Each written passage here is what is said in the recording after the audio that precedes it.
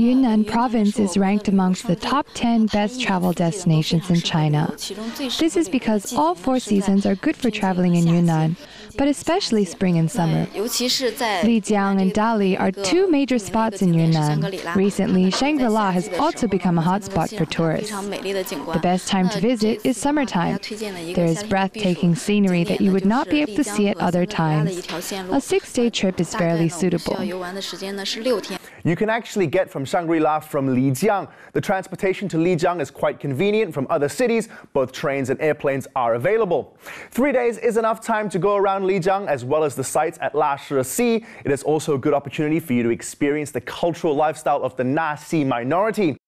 The Nasi minority resides in Yunnan, where there are many old villages with mysterious architecture, and if you combine that with the beautiful scenery, it makes this place a very peaceful and quiet one. After a day of sightseeing, you can check out the bar street to experience the exotic beer culture.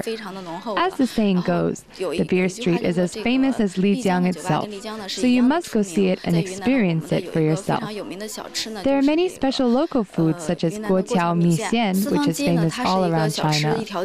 If you're fond of trying local cuisine, be sure to visit Sifang Street in the Sifang district, where you can find a selection of special foodstuffs. After touring Lijiang, you can take a bus directly to Shangri-La, which will take about 4 hours. You may have heard of the term Shangri-La from the book Lost Horizon by James Hilton, where it depicts Shangri-La as a permanently happy place isolated from the outside world.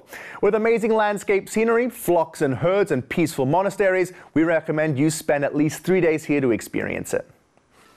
During the 3 days, you can go to the biggest monastery in Yunnan province to learn more about Buddha culture. You can also go to one of the most beautiful snow mountains with its painting-like scenery. Tasting traditional local foods is also a must. Since Shangri-La is administered by the Duqing Tibetan Autonomous Region, the food and culture have many Tibetan influences. For example, butter tea is the typical drink there. When drinking butter tea, people will usually eat zanba at the same time, which is a popular local food. Highland barley wine is another specialty. Along with tasty food and wonderful people, there are also many activities to try, such as riding yaks and horses.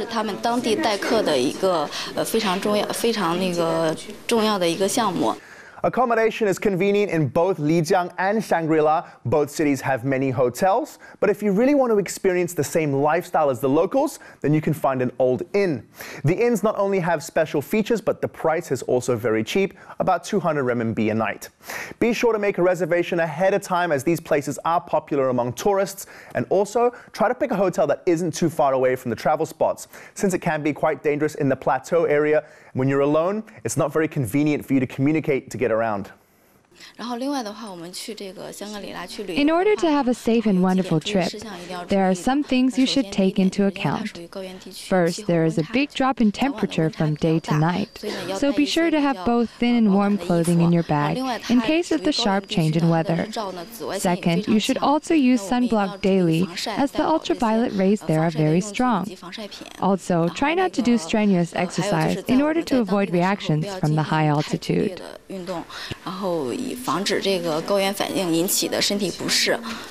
Traveling to Shangri-La is easy and convenient and is definitely worth a visit.